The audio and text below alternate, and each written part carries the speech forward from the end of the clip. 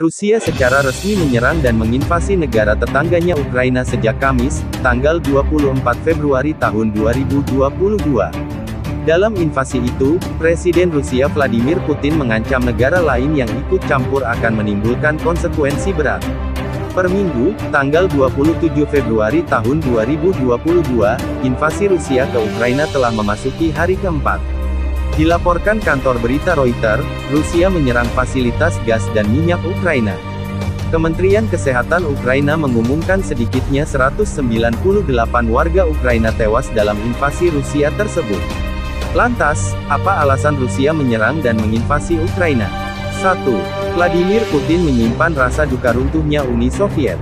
Vladimir Putin menyimpan rasa duka yang mendalam atas hilangnya kekuasaan dan pengaruh Rusia sejak runtuhnya Uni Soviet pada tahun 1991. Ukraina sebelumnya adalah bagian dari Uni Soviet tetapi mendeklarasikan kemerdekaannya pada tahun 1991.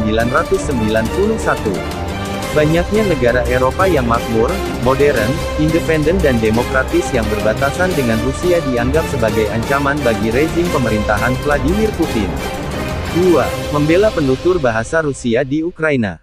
Vladimir Putin mengklaim tujuan invasi itu adalah untuk membela penutur bahasa Rusia di Ukraina, terutama dua wilayah timur yakni Donetsk dan Luhansk, yang dikuasai pemberontak pro-Moskow.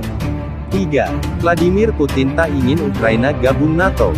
Ukraina sebelumnya menunjukkan minatnya bergabung dengan aliansi NATO Fakta Pertahanan Atlantik Utara.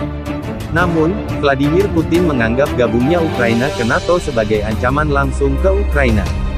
Ia menganggap Ukraina dan Rusia tak terpisahkan.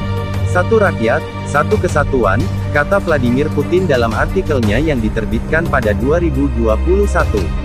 Ia juga meminta Ukraina untuk tidak eksis, berkembang atau modern. 4. Vladimir Putin tak ingin pembangunan infrastruktur militer di perbatasan Rusia. Vladimir Putin yang juga mantan anggota KGB mengecam ekspansi NATO yang memindahkan infrastruktur militernya semakin dekat ke dekat perbatasan Rusia.